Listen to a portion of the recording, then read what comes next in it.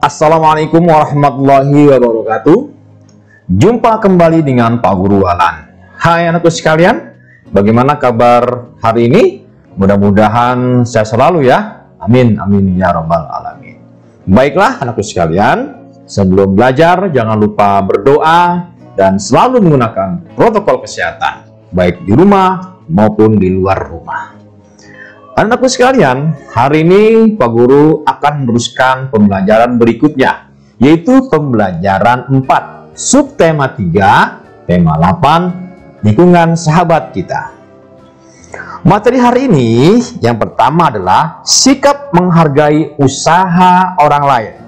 Yang kedua, menjelaskan peristiwa penting dari teks non-fiksi melalui diagram alir. Yang terakhir, manfaat suatu kegiatan ekonomi. Nah, itulah materi hari ini yang akan kita pelajari. Yuk, simak baik-baik presentasi berikut ini. Diawali dengan muatan PPKN KD 33 dan KD 43. Sikap menghargai usaha atau pekerjaan orang lain. Untuk menjaga hubungan tersebut tetap berlangsung, maka setiap orang harus membina hubungan baik satu sama lain. Hal ini dapat dilakukan dengan cara menghargai pekerjaan orang lain. Berikut ini adalah contoh cara menghargai usaha atau pekerjaan orang lain.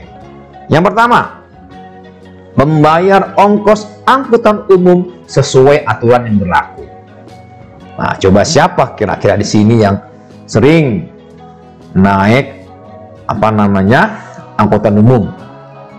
Nah, bayarlah sesuai aturan yang berlaku ya, gitu. Jangan dikurangi, syukur-syukur dilebihkan. Yang kedua, membayar upah pegawai tepat waktu. Ingat anakku sekalian, apabila kalian nanti akan menjadi seorang bos atau mungkin menjadi seorang direktur, jangan lupa membayar upah pegawai tepat waktu. Yang ketiga, memberikan penghargaan atas pekerjaan atau usaha orang lain dengan mengucapkan pujian atau terima kasih. Nah, ingat nih ya, selalu memberikan penghargaan atau pekerjaan atas usaha orang lain dengan mengucapkan pujian atau terima kasih. Ya, gitu. Walaupun cuma hanya berupa jempol saja ketika kita akan menjawab WhatsApp, ya, gitu. Jadi jangan dibiarkan menunggu-menunggu apabila temanmu atau sahabat kamu atau orang lain, ya, gitu. Berikan pujian atau berikan ucapan terima kasih atau minimal berikan jempol. Itu adalah salah bentuk menghargai usaha orang lain. Yang terakhir, melakukan persaingan secara sehat dengan memberikan kesempatan dan kepercayaan kepada orang lain. Jadi seandainya kamu punya usaha, ya bersainglah secara sehat, ya, tidak bersaing tidak secara sehat. Misalnya di sebelah kamu itu ada yang jualan yang sama dengan kamu, akhirnya kamu berbuat tidak baik, berbuat curang dengan cara apa? Misalnya menurunkan harga supaya pelanggan yang sebelahnya itu akan berkurang. Nah, itu tidak baik namanya, ya. Gimana caranya? Nah, sama-sama dengan harga yang sama, dengan mutu yang sama. Sesungguhnya bahwa rezeki itu sudah ada yang mengatur. Jadi jangan takut dengan kehilangan rezeki. Jadi sekali lagi, buatlah persaingan secara sehat dengan berikan kesempatan dan kepercayaan kepada orang lain. Nah, keempat ini adalah sikap menghargai usaha atau pekerjaan orang lain. Sekarang, amati kegiatan usaha ekonomi di sekitar tempat tinggalmu. Kira-kira di tempat tinggalmu itu ada usaha apa aja sih? Apa itu ada pertokoan? Atau ada tukang sate barangkali? Ada tukang bakso barangkali? Atau ada tukang kelontong? bagaimana sikap pelaku usaha ekonomi dalam menjalin hubungan dengan pesaingnya? Kira-kira gimana? Misalnya ada tukang bakso di sebelah kiri, di sebelahnya tukang bakso, itu bagaimana sikap pelaku usahanya? Apakah saling bersaing yang tidak baik? Nah, coba kalian amati. Yang kedua, apakah terjalin sikap saling menghargai satu sama lain? Coba diamati kira-kira. Yang berikutnya, apakah di antara mereka saling bersaing dengan ketat hingga terjadi permusuhan? Pernah melihat nggak kira-kira? Atau pernah nggak terjadi antara pedagang satu dengan pedagang duanya saling bermusuhan? Kalau iya, kenapa? Kalau tidak, nah itu berarti contoh bagaimana melakukan usaha dengan persaingan dengan sehat. Ya, silakan kamu diskusikan ya tugas ini dengan temanmu atau dengan keluargamu, gitu ya. Seandainya kamu pernah mendapati ya pelaku usaha ya yang tidak baik, dan silakan dikirim ke Google Classroom. Selanjutnya, muatan bahasa Indonesia KD 38 dan KD 48 menjelaskan peristiwa penting dari teks non-fiksi melalui diagram alir.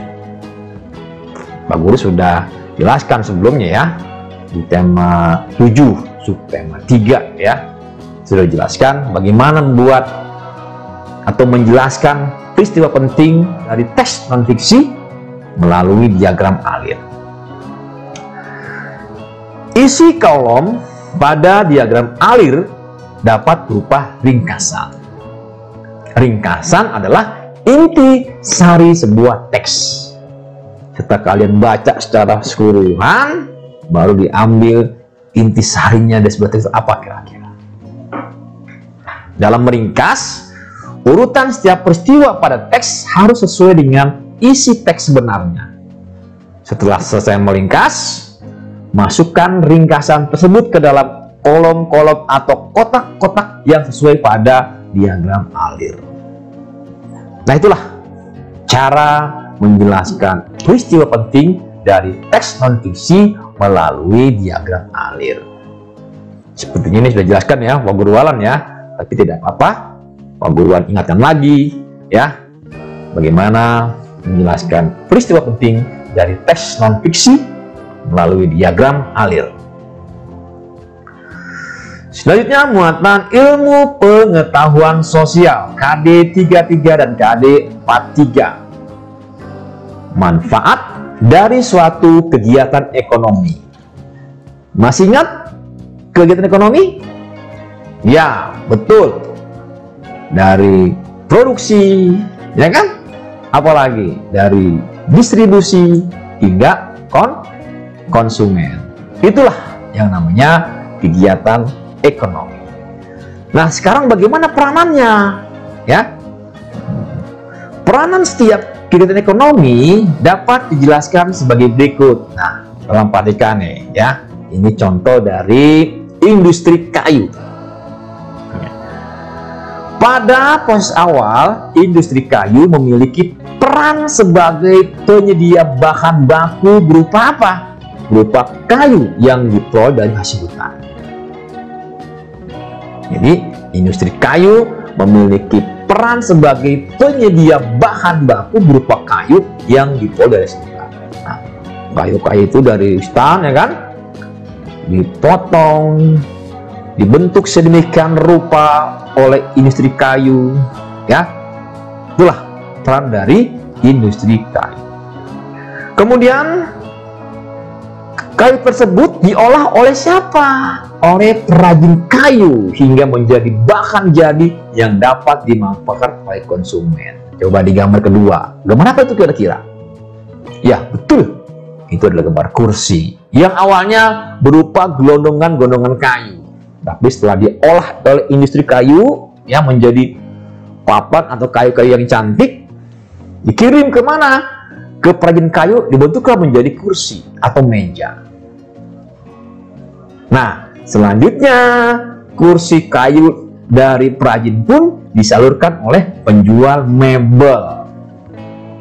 Tidak jarang untuk membuat suatu produk dapat melibatkan lebih dari 3 orang, ya, gitu.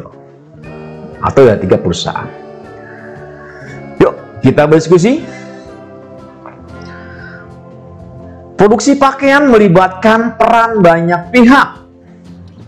Ada petani kapas, pemintal benang, pabrik tekstil, dan penjahit. Nah, itulah sebuah sistem, ya, produksi pakaian gitu loh. Ternyata banyak juga ya peran penyelibatkan. Ada petani kapas, ya, ada pemintal benang yang awalnya kapas menjadi sebuah benang, dikirim ke pabrik tekstil, dan penjahit.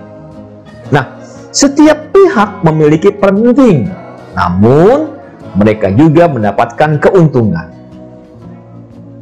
Nah, identifikasikan peran dan keuntungan yang diperoleh dari petani kapas. Kira-kira apa ya? Kemudian perannya di apa petani kapas? Begitupun keuntungan yang diperoleh dari petani kapas. Ya, dari petani kapas, pemintal benang, pemilik pabrik tekstil, pegawai pabrik tekstil, dan penjahit. Silakan. Kira-kira apa perannya dan apa keuntungan yang diperoleh? Tulis, kemudian dibuat gambar matriknya ya, kotak-kotak ini disalin, diisi. Setelah itu sudah diisi semua. Seperti biasa, kirim tugas ini di Google Classroom. Baiklah, itu saja dari Pak Guru Walan. Dari Pak Guru cukup sekian. Assalamualaikum warahmatullahi wabarakatuh. Semangat pagi.